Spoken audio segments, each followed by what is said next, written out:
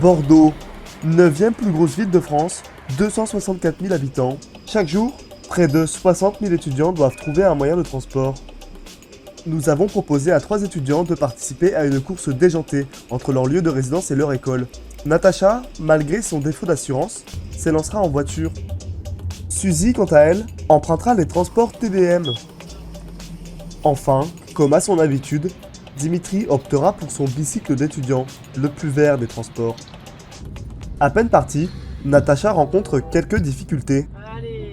Avec environ 1,2 million de trajets par jour, le trafic bordelais peut s'avérer compliqué. Dimitri, lui, n'a pas ce problème.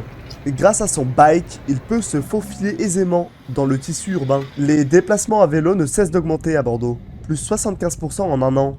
Le tramway fait aussi partie des transports les moins polluants. La pollution émise par une voiture est bien supérieure à celle émise par un tram. Pour un trajet d'environ 5 km, comptez 1120 grammes de CO2 pour la voiture, contre seulement une quinzaine de grammes pour le tram. Le vélo ou la marche, bien sûr, n'émettront que 0 g de CO2. Voyager en bonne compagnie avec Nya Car.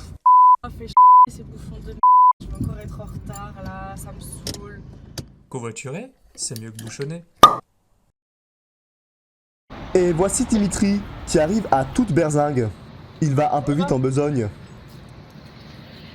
Il est suivi de près par Suzy, qui arrive sur les chapeaux de roue. Et c'est seulement 40 minutes plus tard que Natacha arrive finalement à rejoindre Lensgides. Aujourd'hui, il existe de nombreux moyens pour éviter d'utiliser sa voiture, en partant des vélos prêtés par la ville à d'autres moyens, tous plus farfelus les uns que les autres. Observez par exemple cet étrange véhicule. Après ce jour, Natacha n'aura plus jamais repris sa voiture.